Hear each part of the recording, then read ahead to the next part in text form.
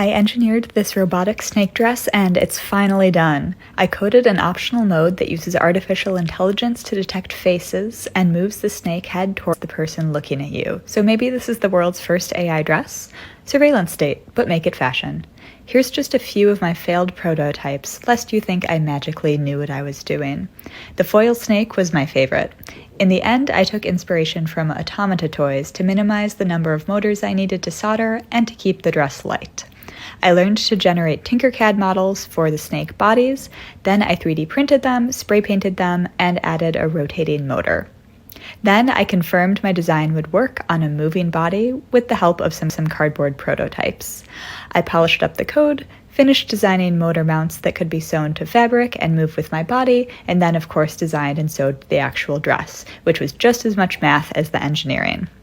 All the wiring and microcontroller brain went in a zippered pocket in the back. There's a lot I would improve about this dress, but thank you for all your support on this fun project. Star News, Geo Pakistan के लिए।